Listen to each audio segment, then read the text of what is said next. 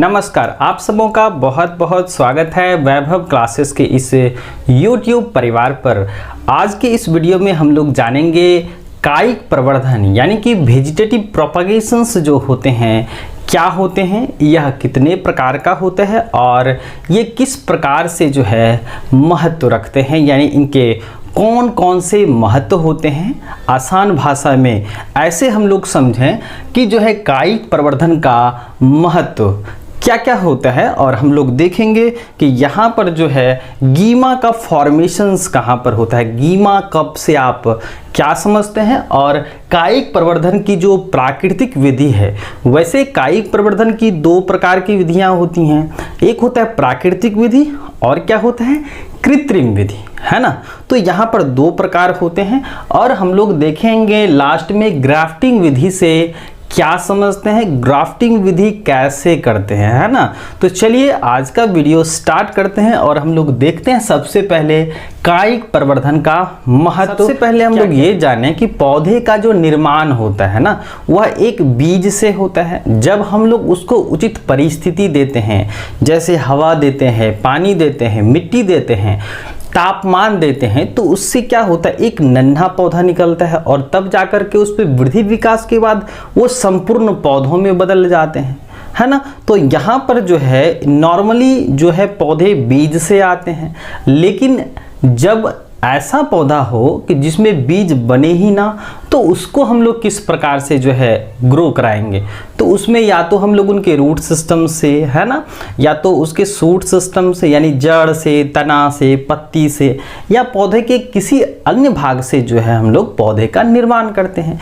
जैसे गन्नों में बीज नहीं बनता है, उसके तने को लगा दिया जाता है। परवल में जो है हम लोग उनके तने को लगाते हैं, है ना। तो यहाँ पर जो है अलग अलग पौधे जैसे कि आपके ब्रायोफाइलम हो गए, उनमें जो है लीफ मार्जिन्स पर जो है लीफ रूट निकलता है ना। बांस में हम लोग उसका राइजोम निकालते हैं ना, जौर, है ना। तो राइजोम का इस्तेमाल करते हैं। आप पेक्चा में देख लीजिए, पेक्चो का हम लोग क्या करते हैं, जड़ लगाते हैं। तो अलग अलग प्रकार के पौधों में जो है अलग अलग प्रकार के हिस्सों का उपयोग करके हम लोग पौधे बनाते हैं, यानी पौधे का निर्माण करते हैं, है ना।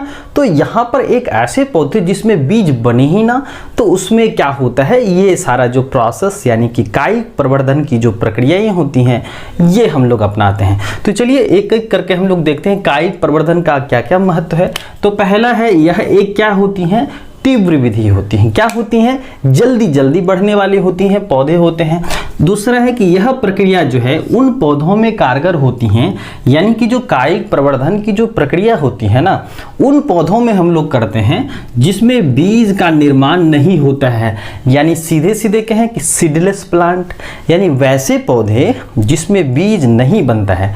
जैसे बांस में नहीं बनता है, गन्ने में नहीं बनता है, आपके केला में नहीं होता है, अंगूर में नहीं होता है। तो इन सारे पौधों में, जैसे गुलाब हो गया, है ना, तो इन सारे पौधों में हम लोग क्या करते हैं, कायिक प्रवर्धन करते हैं ना। तो इसमें देखिए एग्जाम्पल में केला है, अंगूर, ये क्या होते हैं, सीडलेस प्लांट्स होते हैं। दूसरा है कि किसी नए क्षेत्र में जहां पर बीज उगाना मुश्किल होता है, वहां पर हम लोग यह विधि क्या कर सकते हैं, अपना सकते हैं, और यह बहुत ही कारगर सिद्ध होगा। क्योंकि जहां पर देखिए बीज को ग्रो कराने में जो है थोड़ा सा जो है मुश्किल है, तो वहां पर हम लोग अगर कायिक प्रवर्धन करें, है ना, तो कलम विधि जो है, ग्राफ्टिंग विधि है, लेयरिंग विधि है, अगर ऐसा करें तो उस क्षेत्र को हम लोग जल्द से जल्द हरा भरा कर सकते हैं, है ना। तो देखिए इस विधि के द्वारा किसी उजाड़ क्षेत्र को जल्द से जल्द हरा भरा किया जा सकता है, मतलब एक पूरे फील्ड को कम समय में हरा भरा हम लोग कर सकते हैं। अगला है कि इस प्रकार के द्वारा जो है उत्पन्न पौधे के जीवित रहने के आसार 100% होते हैं। यानी कि जो कलम विधि से हम लोग पौधे को लगाते हैं ना, जैसे कि गुलाब होता है, अड़हुल होता है ना, तो इन सारे पौधे को अगर हम लोग लगाते हैं तो हम लोग श्योर हो जाते हैं भाई कि होगा ही होगा, है ना। जैसे बांस में हम राइजोम निकालते हैं और जो है मिट्टी तर में दबा करके हम लोग सींचते हैं, तो पौधे आने के चांसेस ज़्यादा होते हैं ना। तो यहाँ पर क्या है कि इस प्रकार के द्वारा उत्पन्न पौधे के जीवित रहने के जो है चांसेस जो है ना वो 100% होती हैं। आगे देखें, जो अगला सवाल है हम लोगों का, गीमा का निर्माण कहाँ होता है? तो याद रखिएगा, गीमा का निर्माण जो होता है वो आपके ब्रायोफाइटा में जो एक मेंबर्स हैं आपके मार्केंसिया, ठीक है, तो उनके क्या होते हैं डॉर्सल सरफेस पर। वैसे अगर बात करी जाए ब्रायोफाइटा के शरीर की तो ये होते हैं द्विशाखित होते हैं, डॉर्सोवेंट्रली होते हैं, है ना, और ये हरित लवक युक्त भी होता है, प्रकाश संश्लेषी होते हैं और ये पाए जाते हैं नमी छायेदार वाले स्थानों पर। तो मार्केंसिया के जो डॉर्सल बॉडी होते हैं, ऊपरी सतह होता है, वहाँ पर क्या होता है कपनुमा संरचना पाई जाती हैं, जिसको हम लोग क्या कहते हैं गीमा कप कहते हैं। और यह कायिक प्रजनन में यानी कि रिप्रोडक्शंस में क्या करता है मदद करता है। यानी वही कप जब मैच्योर करके जमीन पर गिरेगा तो वह क्या करेगा एक नए पौधे को जन्म देगा। तो यहाँ पर सवाल पूछा जा रहा है कि गीमा कप का निर्माण कहाँ होता है? तो बोलेंगे क्या ब्रायोफाइटा के मार्केंसिया में होता है। क्या होता है? ब्रायोफाइटा के मार्केंसिया में होता है। अगला सवाल देखते हैं कि कायिक प्रवर्धन की प्राकृतिक विधि जो है कौन कौन सी होती है।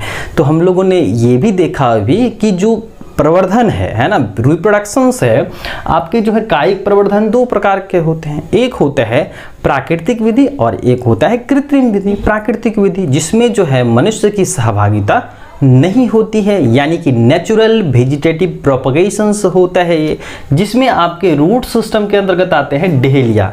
क्या आते हैं? डहेलिया आते हैं, जो एक प्रकार का ऑर्नामेंटल प्लांट्स है ना। इसको जो है फुलवारी में जो है इसको घर के सामने जो है लगाया जाता है, बड़े बड़े फूल होते हैं। आगे है भूमिगत तने। तो अंडरग्राउंड स्टेम में जो है कौन कौन से आते हैं आपके सकर हैं, जिसमें कि आपके मिंट है यानी पुदीना है, क्राइजेंथेमम्स आते हैं, राइजोम यानी प्रकंद होते हैं जिसमें आपके जिंजर और टर्मरिक, हल्दी और अदरक आते हैं यानी कि अदरक और हल्दी आ रहे हैं। बल्ब यानी कि सल्क में आते हैं आपके ओनियन, गार्लिक आता है यानी लहसुन आता है।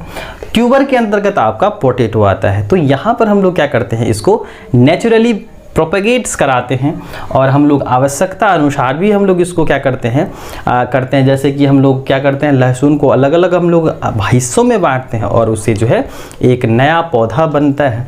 आगे है क्रीपिंग स्टेम की अगर बात करी जाए तो रनर के अंतर्गत जो ऑक्सिलिस और ग्रासेस आते हैं। ऑफसेट के अंतर्गत आइकोर्निया है, आइकोर्निया माने जलकुंभी, ठीक है। लीफ जो है उसमें होता है ब्रायोफाइलम जिसको हम लोग कलांचो कहते हैं और बोलचाल की भाषा में इसको पत्थर चट्टा कहा जाता है। बल्बिल्स में जो है आपके एगेव आते हैं। उसके बाद जो हम लोगों का सवाल है ये है आपका ग्राफ्टिंग। तो चलिए देखते हैं हम लोग ग्राफ्टिंग क्या होता है।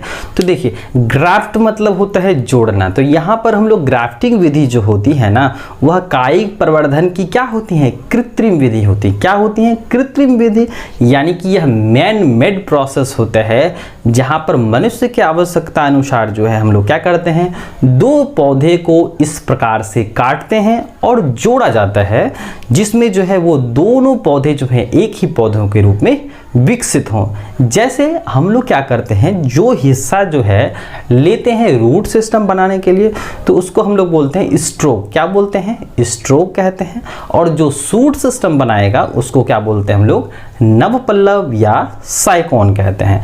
तो याद रखने हैं ये परीक्षा के दृष्टिकोण से बेहद ही महत्वपूर्ण होने वाला है आप लोगों के लिए। और साथ ही साथ ऑब्जेक्टिव्स में पूछे जाते हैं कि ग्राफ्टिंग विधि में जो है जो जड़ तंत्र बनाता है वो कौन सा हिस्सा होता है? तो स्ट्रोक होता है। और जो साइकोन होता है वह कौन सा हिस्सा बनाता है? तो तना तंत्र बनाता है ना। तो याद रखिएगा ग्राफ्टिंग विधि क्या है? तो कायिक प्रवर्धन की यह क्या होती हैं कृत्रिम विधि होती हैं, जिसमें पौधों के हिस्से को हम लोग इस प्रकार से काटते हैं और जोड़ा जाता है ताकि वे दोनों पौधे एक ही पौधों के रूप में ग्रो करें। तो यहाँ पर क्या होता है जब दोनों पौधे को काटा जाता है जोड़ा जाता है ना तो जो रूट सिस्टम बनाएंगे ना उसको हम लोग स्ट्रोक कहते हैं। और जो साइकोन होगा वह किस चीज़ का निर्माण करेगा? तो वह बनाएगा शूट सिस्टम। इससे जो है बहुत बार सवाल भी पूछा जाता है कि ग्राफ्टिंग विधि में जो होता है ना जो फल बनेंगे वह पौधों के किस हिस्से पर निर्भर करेगा? तो यहाँ पर क्या कहेंगे शूट सिस्टम पर निर्भर करेगा। और शूट सिस्टम जो होता है कौन बनाता है भाई? तो वो बनाता है साइक्लोन। तो ये रहे आपके कुछ सवाल जो आपके बोर्ड परीक्षा के दृष्टिकोण से बेहद ही महत्वपूर्ण होंगे। कायिक प्रवर्धन का क्या महत्व है, उसके बाद गीमा का निर्माण कहाँ होता है, और आपके कायिक प्रवर्धन की प्राकृतिक विधि में से इसमें देखिए आपके रूट्स हैं, अंडरग्राउंड स्टेम है, इनमें जो है आपके सकर है, राइजोम है, बल्ब है, ट्यूबर है, रनर, ऑफसेट, लीफ, बल्ब्यूल। तो ये सब जो प्रश्न पूछे जाएंगे ना, या तो वो ऑब्जेक्टिव्स में पूछे जाएंगे वस्तुनिष्ठ प्रश्न में, तो या तो आपको जो है मिंट दे दिया जाएगा, इसका मॉडिफिकेशन लिखना है, या नहीं तो आपको मॉडिफिकेशन का नाम आपको एग्जाम्पल सीखना है। तो आप जो है ये लिख भी सकते हैं और इसको जो है याद रखिएगा। जो ऑब्जेक्टिव पॉइंट्स ऑफ व्यू से जो है ये बहुत ही महत्वपूर्ण रहने वाला है। तो चलिए दोस्तों, आज के लिए बस इतना ही। हम लोग मिलते हैं अगले वीडियो में एक नए टॉपिक के साथ। जय हिंद।